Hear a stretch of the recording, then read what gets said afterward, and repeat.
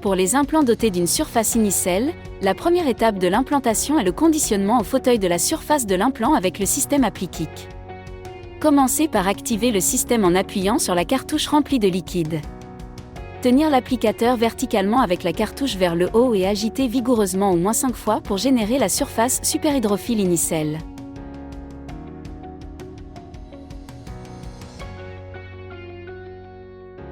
Tenir ensuite l'Appliquic à l'horizontale et laisser le liquide de conditionnement s'écouler dans le réservoir intégré.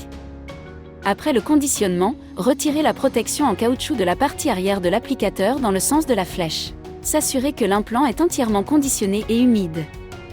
Pour l'insertion mécanique de l'implant, utilisez un adaptateur de pièce à main à une vitesse de rotation maximale de 15 Tr, 1 minute. Comprimez les volets latéraux de l'applicateur pour obtenir une fente dans le boîtier de l'implant. Retirez prudemment l'implant du boîtier.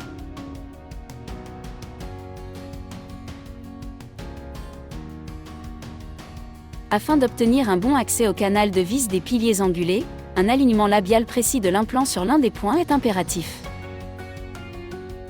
Une fois l'implant placé, retirez l'instrument de vissage dans le sens axial.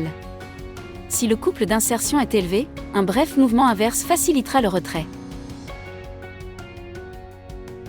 Pour une insertion manuelle de l'implant, vissez l'implant à l'aide de l'instrument de vissage mono jusqu'à ce que l'implant soit fermement ancré dans l'os.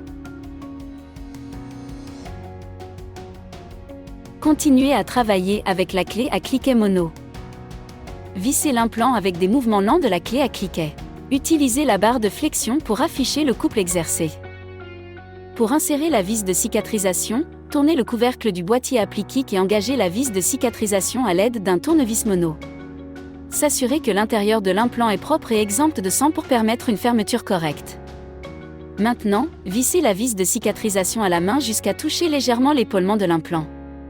Pour le vissage final, utilisez la clé à cliquet avec le couple maximal indiqué de 10 Nm/cm.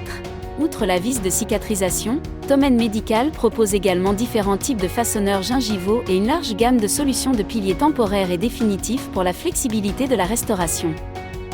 Veillez à ne pas dépasser les valeurs de couple indiquées dans le tableau des valeurs de couple fournies lors de l'utilisation du tournevis mono universel.